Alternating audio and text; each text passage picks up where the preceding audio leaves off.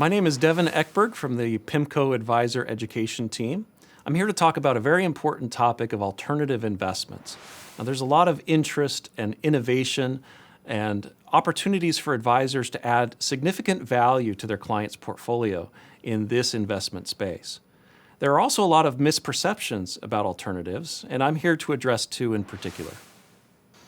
The first misperception is that alternative investments are only for institutions or only the top 1%. We're also going to address whether or not alternatives are just too risky. So let's talk about institutions. Now, it's actually true that institutions have been investing in alternative investments for the last several decades. Institutions like endowments and foundations and pension funds. The most famous example is the Yale endowment model. Now, Yale has allocated almost 70% of their portfolios to some form of alternative investments over the years. And when you ask them why, they give you a lot of reasons. One of the biggest reasons is that their expectations for future returns in the traditional markets, like stocks and bonds, are a little bit less optimistic. They think that the opportunities maybe lie in some of the alternative investments like private equity, private credit, and real assets.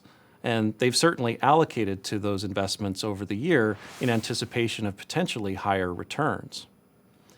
Also, what they've noticed is that the correlations between traditional asset classes like stocks and bonds have largely started to become more positive. Now, that for diversification purposes is a little bit challenging when you're seeing correlations rise amongst traditional asset classes. In this particular chart, you can see 10-year rolling correlations increasing over the last several decades and might continue to increase as well. I also want to point out that in the periods during the 60s and 70s when we were experiencing high inflation, those correlations tended to be highly positive as well between stocks and bonds. And that may be a situation that we may be headed for in the future, at least to some degree institutions are predicting.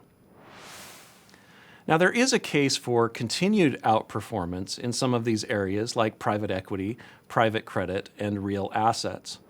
One is that asset managers actually have an opportunity to add what I would call active alpha at a security level. In other words, they have an opportunity to construct an investment with the issuers to give it the best chance of success, aligning their objectives with the asset managers and maybe providing some expertise and knowledge in some of those areas to produce the best result. Secondly, there is an information asymmetry involved in some of these private markets and alternatives. Some of that information can actually be helpful to make the case for outperformance.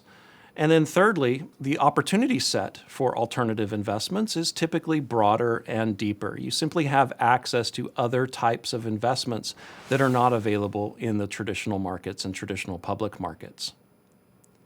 Now, individual investors are starting to see some of the benefits of this type of investing, and they're indicating that they intend to allocate more to these types of investments.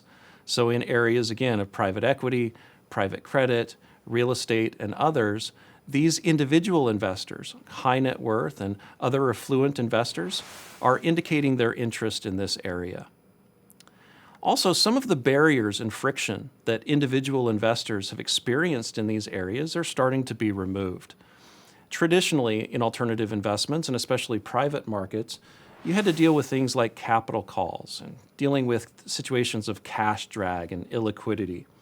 There may have been complicated tax forms like K-1s that they had to deal with. Oftentimes, they weren't eligible to be inside their IRA or other ERISA-covered accounts. And really, regulatorily speaking, they really didn't have as many investor protections for these types of investments. Now, this led to a lot of practical problems for individual investors to involve, but as the market has evolved, we've seen these practical problems being removed. And we've seen the adoption of other technology and products, things like advisor platforms and next generation structures with liquidity. We're seeing 1099 tax treatment, which is a little bit more favorable. And we're ultimately seeing some of the minimums come down to a smaller degree. All of those things are increasing the interest of these high net worth investors to alternative investments in their portfolio. Which leads me to the second misperception, which is alternatives are just simply too risky. Now, it's true that some alternatives may have a higher risk profile than some of the traditional investments. And it's also true that the manager dispersion of returns is much wider in the alternative space compared to traditional investments. So it's that much more important to find a top quartile, a manager, or an effective manager. If you find a bottom quartile manager, you're simply going to have a worse experience. So it's important to do your due diligence and align yourself with a good manager, much more so than it is in traditional markets.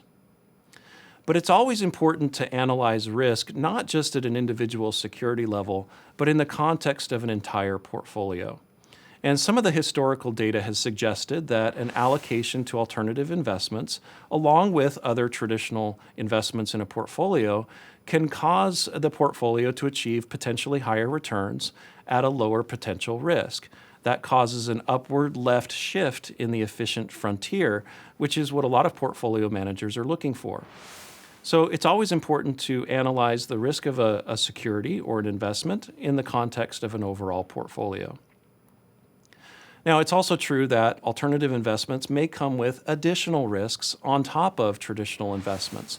Things like regulatory risk. These markets are simply not as regulated and don't offer as many investor protections as some of the traditional markets. There may be significant liquidity risk. There may be, as we mentioned, information risk, which can be an opportunity but can also certainly be a risk as well. We may end up with additional operational risks if an asset manager is not set up properly to deal with some of the operational issues in investing in these types of securities, and also manager risks among others as well. Now, we hope we've cleared up some of the misperceptions about these types of investments, and we hope that it's clear that we can potentially add value by meeting other multiple investment needs within the portfolio. We hope that we can achieve more income potential through things like private credit and real assets.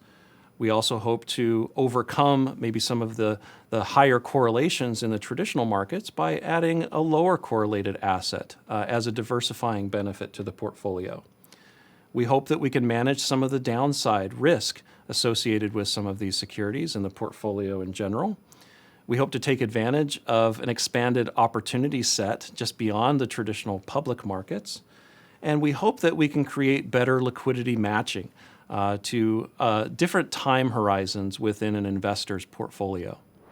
If you'd like more information on this and other topics, please check out PIMCO's website or reach out to your account manager for more information and look for more opportunities to receive PIMCO's advisor education.